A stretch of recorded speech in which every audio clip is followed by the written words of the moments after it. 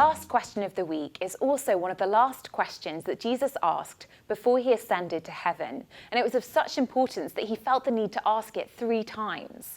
And so Jesus turns to Peter, the one who betrayed him by denying that he knew Jesus during the hours leading up to Jesus' death.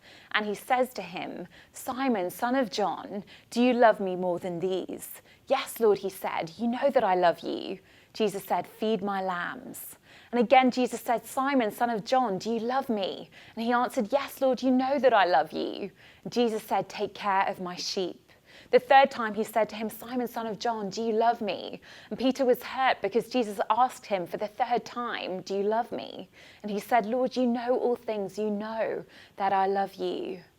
You can't help but feel sorry for Peter in this heart-to-heart conversation, because Jesus couldn't have made it any clearer that he knows Peter has denied him 3 times. It's both a brutal conversation and a healing one. As Jesus deals with Peter's shame head on, he lances the wound that has been festering in Peter ever since that night. And Jesus offers him another chance to show that he is all in. In fact, far from holding it against him, Jesus demonstrates just how fully he has forgiven Peter, because he hands over to him his most treasured possession, his friends and followers, into Peter's care. You might look at what Peter did to Jesus and conclude, actually, Peter didn't deserve such a gift. You're right. But since when did God ever give to us what we deserve? I'm so grateful he doesn't. Sometimes we can start to confuse ourselves into thinking that we deserve all the good things that we've been given. The gift of life, of family, of financial security, of a stable society, and a reliable routine. That we've somehow earned what we have and therefore we're entitled to it. Which is why it feels so agonizing in times like this when we fear that we're going to lose it all. But in his conversation with Peter, Jesus makes it very clear that there is one reason and one reason alone why Jesus is going to ask Peter to be a leader in his kingdom.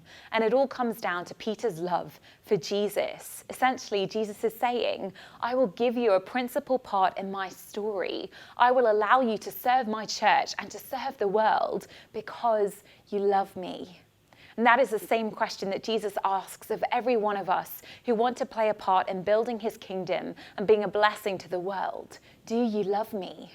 If we can't answer that, then all the knowledge and intellect and experience and effort and successes become nothing more than deadly distractions.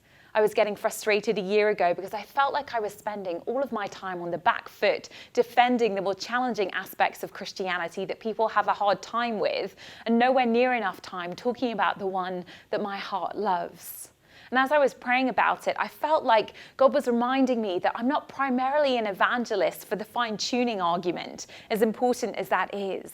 Nor am I primarily a defender of God's justice in the Old Testament, as much as I believe it to be true and good. Nor am I an apologist for certain aspects of Christian culture, as much as they may need apologizing for.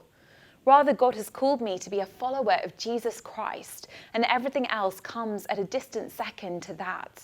In the words of Brennan Manning, which I personally find deeply convicting, the word we study has to be the word we pray. We must never allow the authority of books, institutions, or leaders to replace the authority of knowing Jesus Christ personally and directly, or we become unconvicted and unpersuasive travel agents handing out brochures to places we have never visited.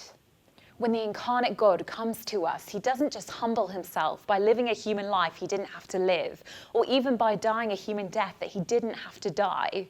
He also humbles himself to meet us in conversation, to invest the time to ask personal questions, because that is how you show someone you care about them. And there is no limit to the extent to which the God of the universe cares about us.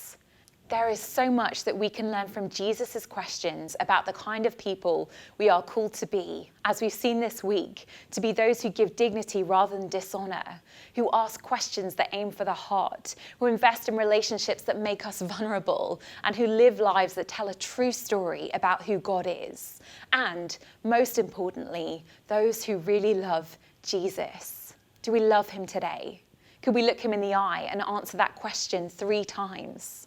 I'm sure you all agree with me when I say that I so don't want to be an unpersuasive and unconvicted travel agent handing out brochures to places that I have never been, inviting people into an intimacy with God that I have never known.